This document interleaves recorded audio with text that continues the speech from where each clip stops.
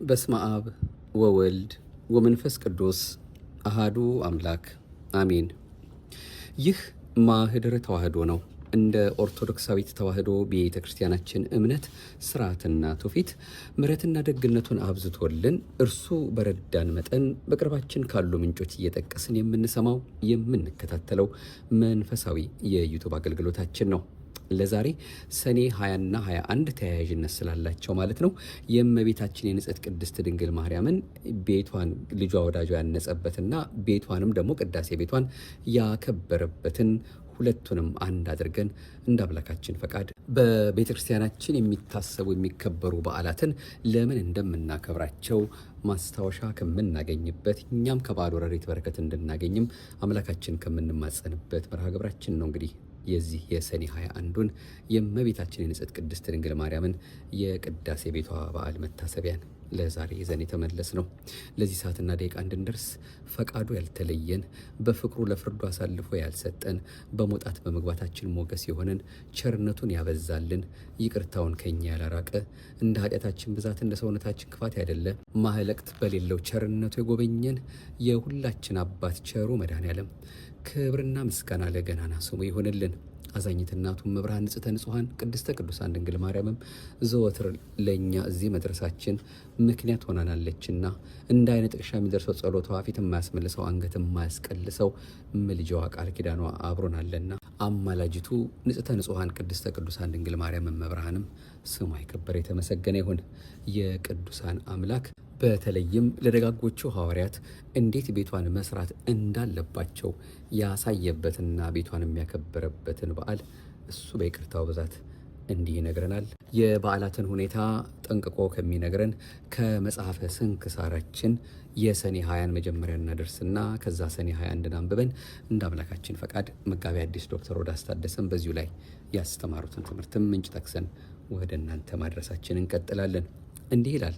ሰኔ 20 ቀን አንድ አምላክ በሆነ በአብ በወልድ በመንፈስ ቅዱስ ስም ሰኔ 20 በዚች ቀን በኬልቄዶን አውራጃ በቂሳሪያ ሀገር የእመቤታችን ቅድስት ድንግል ማርያም ቤተ ክርስቲያን ያለ እንጨት ያለ ጭቃና ውሃ በሶስት ድንጋዮች በተወደደ ልጇ እጅ የታነጸችበት ነው። ልመናዋ በረከቷም ወንዶችና ሴቶች ባሮቿ ከሆን ከሁላችን የክርስቲያን ወገኖች ጋር ይኑር ለዘላለሙ አሜን። ይህ እንግዲህ ሰኔ 20 ቀን ቤቷ ያለ እንጨትና ያለ ጭቃ በዚህ መልኩ በሶስት ድንጋዮች በተወደደ ልጇ እጅ የታነጸችበት ነው ብሎ የነገረን ነው።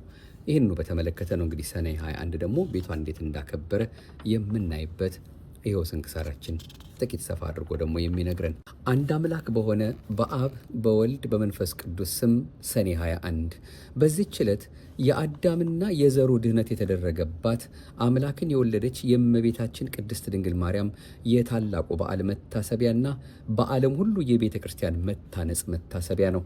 ከሁሉ አስቀድሞ ያቺ ቤተ ክርስቲያን በሐዋርያት ዘመን ብቻዋን ታነጸች። ይኸውም ጳውሎስና በርናባስ በአሕዛብ ውስጥ በሰበኩ ጊዜ ክብር ይግባውና በጌታችን በኢየሱስ ክርስቶስ አመኑ።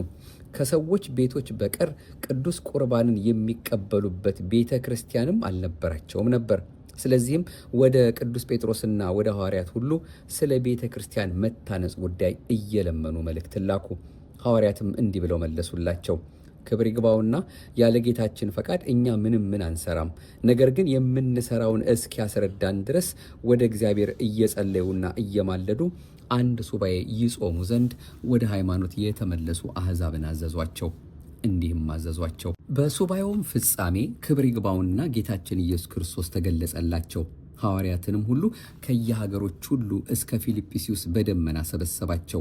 ከእርሳቸውም ጋር ጳውሎስና በርናባስ ነበሩ። ጌታችንም ባረካቸው፣ እንዲህም ብሎ ነገራቸው። ይህች ዕለት በእናቴ በማርያም ስም በአራቱ ማዕዘነ ዓለም አብያተ ክርስቲያናት እንዲታነጹ የፈቀድኩባት ናት። ይህንንም ብሎ ከከተማዋ በስተ ምስራቅ በኩል አወጣቸው።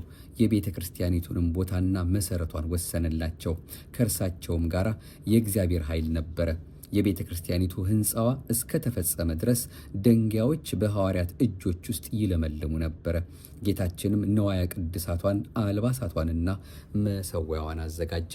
ከዚህ በኋላ ጌታችን እጁን በጴጥሮስ ራስ ላይ ጭኖ በአራቱ ማዕዘነ ዓለም ውስጥ አርሳይሮስ ብሎ ሾመው። ይህም ሊቀ ጳጳሳት ማለት ነው። ለሐዋርያት አለቃ ጴጥሮስ ከጽንፍ እስከ ጽንፍ የጳጳሳት አለቃ ይሆን ዘንድ ይገባዋል፣ ይገባዋል፣ ይገባዋል እያሉ ሰማያውያን መላእክትና ምድራውያን ሰዎች 3 ጊዜ አሰምተው ተናገሩ። ከዚህም በኋላ ጌታችን ሐዋርያትን የቁርባኑን ቅዳሴ ሥርዓት ያከናውኑ ዘንድ ለሕዝቡም ሥጋውን ደሙን ያቀብሏቸው ዘንድ አዘዛቸው። እንዲህም የሚል አለ። ራሱ መድኃኒታችን ቀድሶ ሥጋውን ደሙን ለሐዋርያት አቀበላቸው። እንዲህም አላቸው፣ በዚች ቀን የእጃቸውን ሥራ እንዳይሰሩ ሕዝቡን ሁሉ እዘዟቸው። ይኸውም በሰኔ ወር 21 ቀን ነው። ከዚህም በኋላ መድኃኒታችን ከእርሳቸው ዘንድ በታላቅ ክብር ወደ ሰማያት አረገ። ከዚያችም ቀን ጀምሮ አባቶቻችን ሐዋርያት በዓለሙ ሁሉ ውስጥ አምላክን በወለደች በእመቤታችን ቅድስት ድንግል ማርያም ስም ቤተ ክርስቲያን የሚያሳንጹ ሆኑ። በቂሳሪያው ሊቀ ጳጳሳት በባስልዮስ ዘመን እንዲህ ሆነ። በእመቤታችን ቅድስት ድንግል ማርያም ስም ቤተ ክርስቲያን በሰራ ጊዜ በውስጡ የእመቤታችን የማርያምን ስዕል ይስልበት ዘንድ ሰሌዳ ፈለገ። ሰዎችም በአንድ ባለጸጋ ዘንድ ስላለ አንድ መልካም ሰሌዳ ነገሩት። ቅዱስ ባስልዮስም ሰሌዳውን እንዲሰጠው ወደ ባለጸጋው ላከ። ባለጸጋውም ይህ ሰሌዳ ለልጆቼ ነው አለ እንጂ ፈቃደኛ አልሆነም። ከዚያም አልፎ በመድፈር በእመቤታችን ቅድስት ድንግል ማርያም ቤተ ክርስቲያን ላይ የስድብ ቃል ተናገረ። ወዲያውኑም በድንገት ወድቆ ሞተ። ልጆቹም ፈሩ። ያንንም ሰሌዳ ከብዙ ወርቅና ዕንቁ ጋር ወደ ቅዱስ ባስልዮስ አምጥተው የአባታቸውን በደል ያቃልልለት ዘንድ ለመኑት። ቅዱስ ባስልዮስም ያንን ሰሌዳ ወስዶ የእመቤታችንን ስዕል ይስልበት ዘንድ ለሰዓሊ ሰጠው። እመቤታችንም ቅድስት ድንግል ማርያም በሌሊት ራእይ ለቅዱስ ባስልዮስ ተገለጸችለት። ስዕሏንም በዚያ ሰሌዳ ላይ እንዳይስል ከለከለችው፣ ከአመፀኛ ሰው እጅ ወስዶታልና። እጅግም ያማረ የእመቤታችን ስዕሏ የተሳለበት የሁለት ደናግልም ስዕል ያንዲቱ በቀኝ ያንዲቱ በግራ ሆኖ የተሳለበት ቀይ ሰሌዳ ያለበትን ቦታ ነገረችው። ቅዱስ ባስልዮስም እመቤታችን ቅድስት ድንግል ማርያም ወደ አመለከተችው ወደዚያ ቦታ ሄደ። ያንንም ሰሌዳ አገኘው። ወደዚያች ቤተ ክርስቲያንም በታላቅ ደስታ አመጣው። ከዚህም በኋላ ዳግመኛ በአንድ ጣዖት ቤት 2 ምሰሶችን እንዳሉ አስረዳቸው። እነርሱንም አምጥቶ በመቅደሱ ፊት ለፊት እንዲያቆማቸው በላያቸውም ስዕሏን እንዲያኖር አዘዘችው። ቅዱስ ባስልዮስም እነዚያን ምሰሶች ያመጣቸው ዘንድ ሄደ። መሰሪያኑም ሊከለክሉት ፈለጉ። ጌታችንም ኃይላቸውን ደመሰሰ። እኒያንም ምሰሶዎች አምጥቶ በቤተ መቅደሱ ፊት ለፊት አቆማቸው። በላያቸውም የእመቤታችን ቅድስት ድንግል ማርያም ስዕሏን አስቀመጠ። እግዚአብሔርም ከነዚያ ምሰሶዎች በታች የውሃ ምንጭ አፈለቀ። በውስጧም የሚታጠብ ሁሉ ካለበት ደዌ ሁሉ የሚድን ሆነ። እንዲሁም ከእመቤታችን ማርያም ስዕል በሽተኞችን ሁሉ የሚፈውስ የዘይት ቅባት ፈሰሰ። ይህ ሁሉ የሆነ የእመቤታችን ቅድስት ድንግል ማርያም ቤተ ክርስቲያን በከበረችበት በሰኔ ወር በ21 ቀን ነው። በዚችም ቀን እንዲሆነ አንዲት ሴት መጥታ ታጠበች። ወዲያውኑም ሁለመናዋ በለምጽ ተሸፈነ። ቅዱስ ባስልዮስም ወደ እርሷ አስቀርቦ በእርሷ ላይ የሆነውን ጠየቃት። እርሷም የእህቷን ባል እንደወደደችና እህቷን በመርዝ ገድላ እንዳገባችው ነገረችው። ቅዱስ ባስልዮስም ታላላቅ 3 ኃጢአቶችን ሰራሽ፣ ግን ወደ እግዚአብሔር ንስሐ ግቢ፣ ምናልባት በደልሽን ይቅር ይልሽ እንደሆነ አላት። በዚያን ጊዜም ምድር ተሰንጥቃ እንደ ዳታን ዋጠቻት። እርሷ የረከሰች ስትሆን ወደ ቤተ ክርስቲያን መግባት እንደፍራለችና። እኛ ሁላችን የክርስቲያን ወገኖች አምላክን ለወለደች ለእመቤታችን ለከበረች ለድንግል ማርያም ለመታሰቢያዋ መንፈሳዊ በዓል ልናደርግ ይገባናል። ስለ እርሷ ለአዳምና ለሁላችን ለልጆቹ ድነት ሆኗልና ይህንንም በዓል ለማድረግ የሚተጋ እየተመሰገነ ነው። እርሷን ለመረጣትና ለወደዳት በሥጋም እንድትወልደው ላደረገ ለእግዚአብሔር ምስጋና ይሁን። እኛንም በእርሷ በእመቤታችን ድንግል ማርያም አማላጅነት ይማረን፣ በረከቷም ከእኛ ጋር ይኑር ለዘላለሙ አሜን። እንግዲህ በዚህ በሰኔ 21 ቀን ዳግመኛም በዚች ቀን ከምስር ሀገር ቅዱስ ጢሞቴዎስ በሰማዕትነት ሞተ። በዚችም ቀን ለአባቶች ሊቃነ ጳጳሳት 4ተኛ የሆነው የእስክንድሪያ ሊቀ ጳጳሳት አባ ከላዲያኖስ አረፈ። በዚችም ቀን ሐዋርያው ቶማስ በመሸታ ቤት ባረዷት በአንዲት ሴት ላይ ላደረገው ተአምር መታሰቢያ ነው። በረከቱ ከኛ ጋር ትኑር ለዘላለሙ አሜን። በዚችም ዕለት ሜሮን የተገኘበት ነው። ዳግመኛም የአስታፍን አጽም የተገኘበት ነው።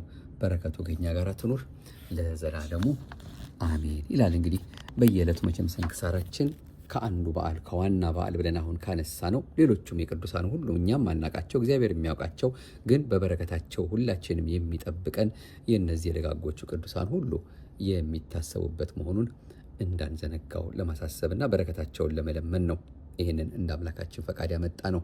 አሁን መጋቢ አዲስ ዶክተር ሮዳስ ታደሰ ሰኔ 20ና 21 በእመቤታችን ስም የተሰራች የመጀመሪያዋ ህንፃ ቤተ ክርስቲያንና ቅዳሴ ቤት የእመቤታችን ሁለቱ ክብረ በዓላት ታሪክ ብለው ከላይ ያደመጥነውን የሰኔ 20ና 21ን የመጽሐፈ ስንክሳር መልእክታችንን የሚያጠናክርልንን እንዲሁም ደግሞ የአባቶቻችንን ምስክርነትን ያካተተውን በዚህ መልኩ የነገሩንን ደግሞ አሁን እናደምጣለን። በሰኔ 20 ለመጀመሪያ ጊዜ በቅድስት ድንግል ማርያም ስም በፊልጵስዩስ የተሰራችው ህንፃ ቤተ ክርስቲያን ትታሰባለች። ይኸውም የቤተ ክርስቲያን ታሪክ እንደሚያስረዳን ጳውሎስና በርናባስ ወደ ፊልጵስዩስ ከተማ ገብተው ባስተማሩ ጊዜ ህዝቡ መካነ ጸሎት ለዩልን ብለዋቸዋል። ይህንንም ለጴጥሮስ በነገሩት ጊዜ ጌታችን የህንፃ ቤተ ክርስቲያንን አሰራር እንዲገልጽላቸው ሱባኤ ገቡ። ሱባኤውም ሲፈጸም ጌታ ሐዋርያትን የሞቱትን አስነስቶ ያሉትን ጠርቶ በሕይወተ ሥጋ በፊልጵስዩስ ሰበሰባቸው። በእናቴ ስም አብያተ ክርስቲያናት ሊታነጹ ፈቃዴ ነውና ህንፃ ቤተ ክርስቲያንን ላሳያችሁ፣ ስርዓተ ቤተ ክርስቲያናትን ላስተምራችሁ ሰብስቢያችኋለሁ ብሏቸው ወደ ምስራቅ አገር ይዟቸው ወጣ። በዚያ በምስራቅ አገር 3 ድንጋዮች ነበሩ። ተራርቀው የነበሩትን አቀራረባቸው፣ ጥቃቅን የነበሩትን ትልልቅ አደረጋቸው። ቁመቱን ወርዱን ለክቶ ሰጣቸው። ቁመቱ 24 ወርዱ 12 ክንድ ነው። 24ቱ የ24ቱ ካህናተ ሰማይ አምሳል ነው። 12ቱ የ12ቱ ሐዋርያት ምሳሌ ነው። ከዚህ በኋላ ስራ ጀመሩ። ሲሰሩትም ሰም እሳት ሲያሳዩት እንዲለመልም በእጃቸው ላይ እየተሳበ ሰርተው ፈጽመውታል። ይህ የሆነ እመቤታችን ባረገች በ4ኛው ዓመት በሰኔ 20 ቀን ነው። በሰኔ በ21ኛው ቀን ህብስት ሰማያዊ ጽዋ ሰማያዊ መጣ። እመቤታችንን ታቦት ሐዋርያትን ልዑካን አድርጎ ጌታ አብይ ካህን ሆኖ ቀድሶ አቁርቧቸዋል። ከዚያም ደግሞ ከእንግዲህ ወዲህ እናንተ እንዲስሩ ብሎ አዟቸው አድርጓል። ህንፃ ቤተ ክርስቲያን የተጀመረ በቅድስት ድንግል ማርያም ስም ነው። 3ቱ ድንጋዮች የቅድስት ሥላሴ አምሳል ናቸው።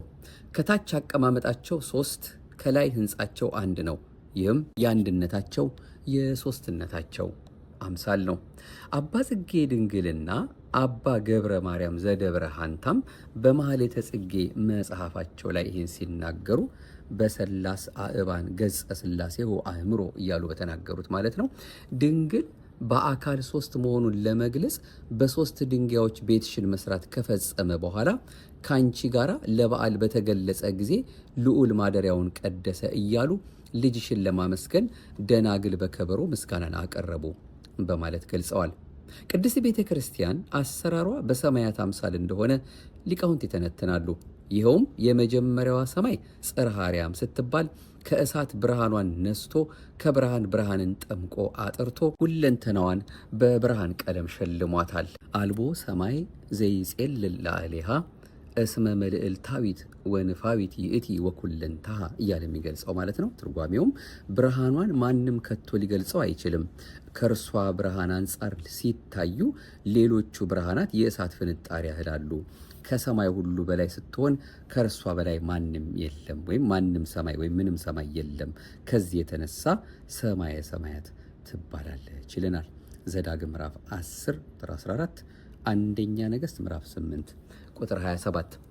ምሳሌነቷን ሊቃውንት በመጽሐፈ ቅዳሴ መቅድም ላይ የሰማይ ስርዓት በምድር ላይ ስለመሰራቱ ሲተነትኑ በጽርሐ አርያም ውስጥ መንበረ ብርሃን፣ ታቦተ ብርሃን፣ መንጦላተ ብርሃን፣ 4ቱ ጸወርተ መንበር፣ 24ቱ አጥንተ መንበር ይኖራሉ። ጽርሐ አርያም የመቅደስ፣ መንበረ ብርሃን የመንበር፣ ታቦተ ብርሃን የታቦት፣ መንጦላተ ብርሃን የመንጦላእት፣ 4ቱ ጸወርተ መንበር የ4ቱ ሊቃነ ጳጳሳት፣ 24ቱ አጥንተ መንበር የጳጳሳት የኤጲስቆጶሳት አምሳል ናቸው። ሊቁ አባ ጊዮርጊስ ዘጋስጫ በመጽሐፈ ሰዓታቱ ላይም ደግሞ ሲገልጸው የነዚህ መላእክት የመላእክት አለቆች ቁጥርም መናብርትና ስልጣናት፣ አጋዝትና ኃይላት፣ ሊቃናት፣ ኪሩቤልና ሱራፌል ነው። እየጮሁም እንዲህ ይላሉ፣ የእስራኤል አምላክ ይመስገን፣ የሕዝቡ የአሕዛቡ የምትሆን የተባረከች ቤተ ክርስቲያን የሰማያት ኃይልን ትመስላለች ይላል ሊቁ። ሰራዊተ መላእክትን በሚያመሰግንበት በዚህ ክፍል ላይ ቅድስት ቤተ ክርስቲያን አሰራሯና አከፋፈሏ በመላእክት ከተማና በአሰፋፈራቸው ልክ የተመሰለች መሆኗን አስረግጦ አስተምሯል። ይኸውም ሦስቱ የቤተ ክርስቲያን ክፍሎች መቅደስ፣ ቅድስት፣ ቅኔ ማህሌት የሦስቱ ዓለመ መላእክት ምሳሌ ሲሆን ይኸውም መቅደስ የኢዮር፣ ቅድስት የራማ፣ ቅኔ ማህሌት የኤረር ምሳሌ ናቸው። ኢዮር በተባለችው ሰማይ ኪሩቤል፣ ሱራፌል ኃይላት ይኖራሉ። ራማ በተባለችው ሰማይ አርባብ፣ መናብርት፣ ስልጣናት ይኖራሉ። ኤረር በተባለችው ሰማይ ሊቃናት፣ መኳንንት፣ መላእክት ይኖራሉ። እነዚህ 9ኙ ነገድ የ9ኙ ማዕረጋተ ቤተ ክርስቲያን አምሳል ናቸው። ይኸውም በኢዮር የሚኖሩት ኪሩቤል የሊቃነ ጳጳሳት፣ ሱራፌል የጳጳሳት፣ ኃይላት የኤጲስቆጶሳት አምሳል፣ በራማ ሰማይ የሚኖሩት አርባብ የቆሞሳት፣ መናብርት የቀሳውስት፣ ስልጣናት የዲያቆናት አምሳል፣ በኤረር ሰማይ የሚኖሩት ሊቃናት የንፍቀ ዲያቆናት፣ መኳንንት የአናጉንስጢሳውያን፣ መላእክት የመዘምራን አምሳል ናቸው። ሊቁ ቅዱስ ያሬድም በድጓው ላይ ይህንኑ እንዲህ ብሎ ተናግሯል። በስሙ ታነጸች፣ በደሙም ከበረች፣ በዕፀ መስቀሉም ተባረከች። ወደ እርሷ ወደ ቤተ ክርስቲያን ሂዱ፣ የእግዚአብሔር ኃይል በእርሷ ላይ ነውና ይላል። ሊቁ አባ ጊዮርጊስ ዘጋስጫም ተአምሆ ቅዱሳን በተባለው ታላቅ መጽሐፉ ላይ የሕዝብ ሁሉ እናት የመላእክት መዘዋወሪያ ወይም ቦታ የምስጋና ማደሪያ ለሆነችው ለቅድስት ቤተ ክርስቲያን ሰላምታ ይገባል ብሏታል። ይኸው ሊቅ አባ ጊዮርጊስ በተመሳሳይ መልኩ እናትነቷን በሰባቱ ጊዜያት የሕማማት ሰላምታው ላይ እንዲህ ብሎ ገልጾላታል። እንደ ቀጋ የምትሸቺ ቤተ ክርስቲያን እናቴ ሰላምታ ላንቺ ይገባል። ከእናቴ ማኅፀን ጀምሮ ባንቺ ጸናው የራሴ አክሊል የምትሆኚ ቤተ ክርስቲያን ሰላምታ ላንቺ ይገባሻል ብሎ አመስጥሮላታል። ሰላምታ የተገባሽ እናታችን ቤተ ክርስቲያን ሰላም ሰላም እንልሻለን። በመካከላችን ሰላምን አድርጊ፣ ከፍጹም ጠላት እኛን ጠብቂ፣ ልመናሽም ከእኛ ጋር ይሁን በማለት እናት ቅድስት ቤተ ክርስቲያንን አወድሷል። የቅድስት ቤተ ክርስቲያን በረከት ይደርብን፣ አሜን። በዚህ መልኩ ነው እንግዲህ በግሩም ሁኔታ መጋቢ ሐዲስ ዶክተር ሮዳስ ታደሰም ይህንን በዓል የሰኔ 20ና 21ን በጋራ የምናከብረውን በዓል እንደ አምላካችን ፈቃድ በፌስቡክ ገጻቸው ላይ እያስነበቡን እኛም ቆየት ካለው ከፌስቡክ ገጻቸው ወደ እናንተ ያመጣ ነው። ምሕረትና ደግነቱን አብዝቶ አሁንም የእናታችን የእመቤታችንን ጣዕሟን፣ ፍቅሯን፣ በረከቷን እንዲያሳድርብን የምንማጸነው አምላካችን አሁንም ከበዓሉ ረድኤት በረከት እንዲያሳትፈን የደግነቱን ስራ እንዲሰራልን በቅድስት ቤተ ክርስቲያናችን ሁልጊዜም ታምነን ጸንተን በቤተ ክርስቲያን የሚገኘውን በረከት እርሱ አምላካችን እየሰጠን እንድንኖር ዕጣኑን እያሸተትን ጠበሉን እየጠጣን ከሁሉ በላይ ሰማያዊ ማዕድ እየተቀበልን መስቀሉን እየተሳለምን አምላካችን በቸርነቱና በምሕረቱ ቀሪው ዘመናችንን ባርኮልን ለደገኛው ክብር አብቅቶን ያችን ከገቡ መውጣት ካገኙ ማጣት የሌለባትን ለወዳጆቹ ያዘጋጃትን ሰማያዊ ርስቱን ለመውረስ እንዲያበቃን የመድኃኔዓለም አሁንም የድንግል ማርያም አንድያ ልጇ የቅዱሳን አምላክ የተቀደሰ ፈቃዱ ይሁንልን። የርርተ ህሊና ርርተ ልቡና ምልተ ጸጋ ምልተ ክብር አፍጣኒተ ረድኤት አቁራሪተ መዓት አሁንም ዘወትርም እንደ አይነ ጥቅሻ እየደረሰ በሚጠብቀን ጸሎቷ የእናታችን ፍቅሯ ሳይለየን ሁላችንንም ለደገኛው ክብር እንድታበቃን መጨረሻችንን እንድታሳምርልን ዘወትር ለፍጥረት ሁሉ የሚራራው ልቦናዋ ከእኛም ጋር እንዲሆንልን እንድታዝንልን ለክብር እንድታበቃንም አምላክ አሁንም ፈቃዱ አይሆንልን። የነገርኩሽን ላደርግልሽ ሀገራችን ኢትዮጵያን ደግሞ በስደት በሄደች ጊዜ ይችን ሀገር አስራት አድርጌ ሰጥቼሻለሁ ብሎ የምትለምነውን ሁሉ እንደማይነሳት አማኔ ብሎ በራሱ ምሎላት ቃል የገባላትንም አምላክ እያሰበች እያስታወሰች ህዝባችንን ከዓይነ-ሞት ህዝባችንን ከመከራ ህዝባችንን ከሰቆቃ በተለያየ መልኩ ከምንሰማው ጆሮን ጭው ከሚያደርገው ነገር ሁሉ ከክፉ ነገር ሁሉ አማላጅቱ እንድትጠብቅልንና ደጉን መልካሙን ከልጇ ከወዳጇ እንድታመጣልን የእናትነት ፍቅሩ አሁንም ለህዝባችን ለሀገራችን እንዲደረግልን አማላጅቱ እንድትረዳን ፈቃዷ ይሆንልን። አሁንም ልጇ ወዳጇ ይለመነን፣ ደጉን መልካሙን ያሰማን፣ ከእሱ የሆነውን ማንም የማይወስድብንን ሰላሙን አምላካችን ለሁላችንም ለሕዝባችንም ለሀገራችን የሚስጠን እኛም የተጨነቅንባቸው ያሳሰቡን ነገሮቻችን ሁሉ እሷ እናቱ የሚላችሁን አድርጉ ስላለች የሚለንን ካደረግን በእውነት የጎመዘዘው ይጣፍጣል፣ የራቀው ይቀርባል፣ የቀረበው ክፉ ይርቃል፣ የጎደለው ይሞላል። እማምላክ ወላዲተ አምላክ አብራን እስካለች ድረስ በሰርግ ቤት እንደተገኘች በእኛም ሕይወት ትመጣለች፣ ትገባለች። እኛ እሱ እንደሚወደው እንደሚመቸው ሆነን ቃሉን እየሰማን እንኖርለት እንጂ ይህን ካደረግን ሁሉ ነገር በእጃችን ነው። እግዚአብሔር አምላካችን ይህን እንድንሰራ ጥበቡን፣ ማስተዋሉን፣ ጽናቱን፣ እምነቱን፣ መሻቱን ከእሱ ጋር የመኖሩን ጸጋውን፣ ሀብቱን ያድለን። አሜን። ክብር ምስጋና ይሁን ለአብ፣ ክብር ምስጋና ይሁን ለወልድ፣ ክብር ምስጋና ይሁን ለመንፈስ ቅዱስ ዛሬም ዘወትርም ለዘለዓለሙ አሜን። አቤቱ አንተን መፍራትን በልቦናችን በጎ አምልኮትህንም በህሊናችን ጨምር። ከበዓሉ ረድኤት በረከትን ያሳትፈን፣ እድሜውን አበድሮን። በቀጣዩ ስንገናኝ ደግሞ እንደዚሁ ሌሎች በቅድስት ቤተክርስቲያናችን ልንሰማቸው የሚያስፈልጉ የቅዳሴ መልእክታችንም እንዳለ ሆኖ የትንቢተ ኢሳይያስ መጽሐፍ ማንበባችንንም እንደዚሁ እያከታተል ካቆምንበት በመቀጠል ሁሉንም እንደ እግዚአብሔር ፈቃድ በጊዜው ጊዜ እየተነጋገርንበት ሕይወታችን የሚታነጽበትን ነገር ላይ ትኩረት እየሰጠን መነጋገራችንን መስማታችንን ለፍሬ ለበረከትም አድርግልን እያል ለክስ ለወቀሳ ለመፈራረጃ እንዳያደርግብን ደጅ እየጠናን ማድመጣችንን እንቀጥላለን። እስከዚያው በያለንበት መድኃኔዓለም ኢየሱስ ክርስቶስ ከሁላችን ጋር ይሆንልን። የቀጠሮ ሰዎች ይበለን። ማህደረ ተዋህዶን ለሚያደምጡ ሁሉ ማዳረሳችሁን አትርሱብን። እናንተ የምትችሉ ሰብስክራይብ አድርጋችሁ መቼም ትጠቀሙበታላችሁና እንድትከታተሉን በድጋሚ በአጽንኦት መልእክቱን ወደ እናንተ እናደርሳለን። ይቆየን። ይህን እንድንሰማ የፈቀደልን የሁላችን አባት ቸሩ መድኃኔዓለም የድንግል ማርያም አንድያ ልጇ ክብርና ምስጋና ለገናና ስሙ ይሁን። አሜን።